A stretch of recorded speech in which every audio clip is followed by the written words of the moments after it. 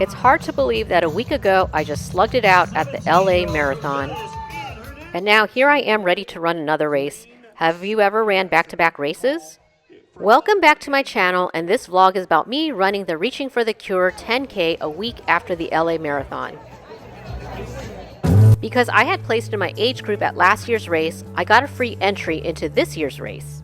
However, I felt guilty about taking a free entry from the Pediatric Cancer Research Foundation, so I donated back the cost of my 10K. Why not? It's for a good cause. Good morning, it's March 22nd, 2 days from the Pediatric Cancer Research Foundation 10K. I think I said that right. It's PCRF. It's only 5 days since the LA Marathon, but I'm running just fine. I'm out here doing a 3-mile run, so it's like a recovery run from the LA Marathon and a shakeout run for the 10K. See? Not sore at all. I'm running normally.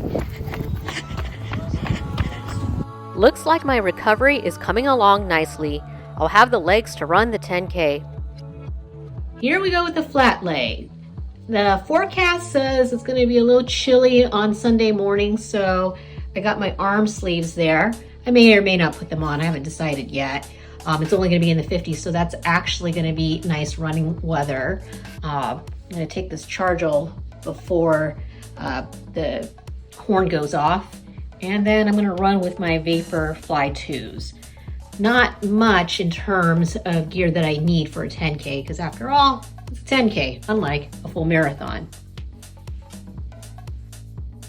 I don't have to be as diligent about carb loading for a 10K like I did for the LA Marathon, but I did use it as an excuse to try out this ramen bar. I was excited that they had opened a location in Torrance since the other one is in Irvine.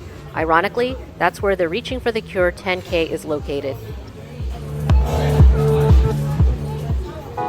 Good morning. It is March 24th and it is 6:05 a.m. I am parked at the Irvine Valley College in preparation for the Pediatric Research Cancer Foundation Reaching for the Cure 10K. Let me tell you, it was way easier getting here today than it was at the LA Marathon just a week ago. It's only been a week since the LA Marathon, but my legs feel pretty good. I don't have an exact time goal in mind for this 10K. I mean, it's mostly a fun run, and it's also for a good cause. I mean, it is for pediatric cancer research. I just want to go out there and do my best. If I can generate a good time, that's great. And if not, well, you know what? It's a nice day to run. It's not going to be too hot. It's going to be perfect running conditions. It's only going to be in the 50s today, and that's cold for Southern California. I appreciate how parking was plentiful and free at this event.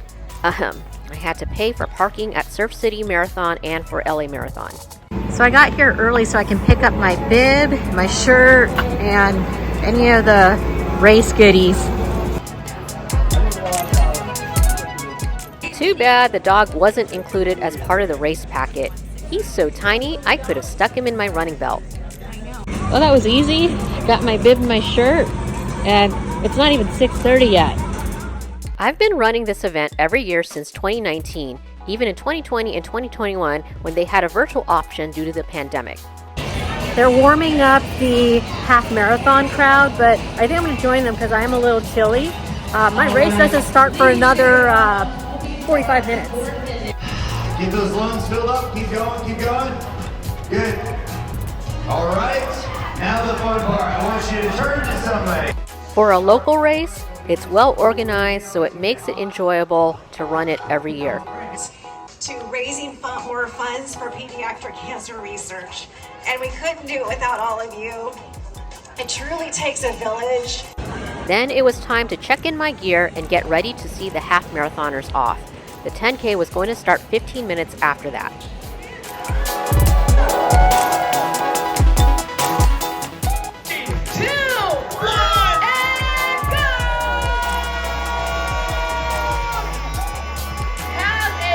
Okay, so now that the half marathoners have left, it's time for the 10Kers to get into the start area. To our Reaching for a Cure 10K run title sponsor, Cox Castle, who is deeply committed to I'm feeling good about this morning as opposed to the frenetic energy I had last week in the start corrals.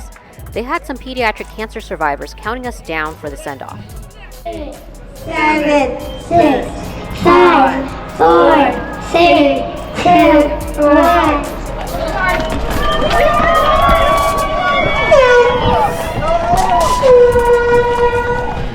And we're off. Some of these runners took off blazing like it was a major competitive race. Hey, you can't stop us runners from trying our best even if this is a charity run. So much for my plan to keep this easy. About 0.2 miles into the race, I looked at my watch and noted it didn't start despite me hitting start. Darn it. Now my data is going to be off by 0.2 miles, so I'm going to have to take my splits with a grain of salt. At least I know that my watch is off by 0.2 miles. When we hit the 1 mile mark, my watch said it was 0.8 miles. That's math I can calculate.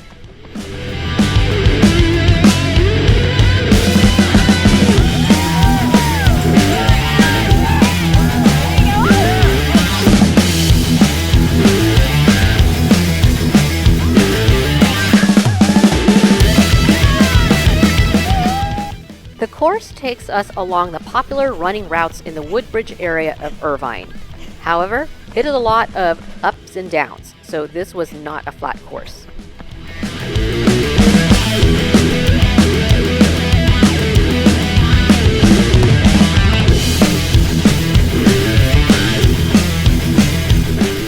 I passed the pacers from the half marathon.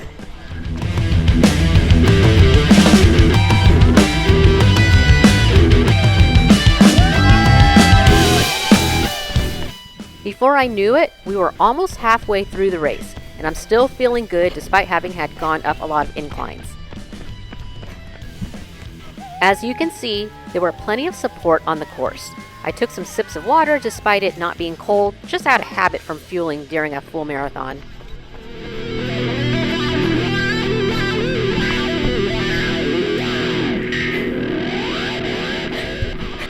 Got to be careful here about not turning to go run the half marathon. Looks like only 1 mile left, and I still had some gas in the tank.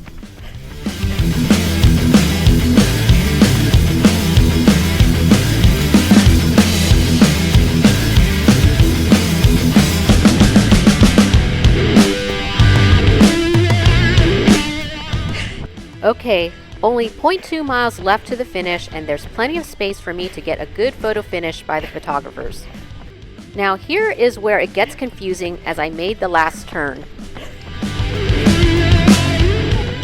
All is clear to the finish line, and it looks like I might be able to get a sub 50 10K because I could see the clock saying 49:50. But something was off as the banner was in the other lane. Uh-oh, I messed up. Turns out that I went down the wrong chute and had to backtrack. All I could think of was giving up precious time.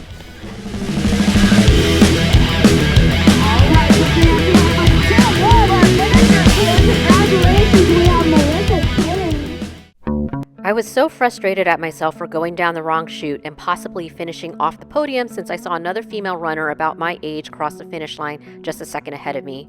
But at least I finished and didn't get disqualified. Wait, can you even get disqualified from this family-friendly race? Okay, so that was really awkward. I actually ran down the wrong finisher chute.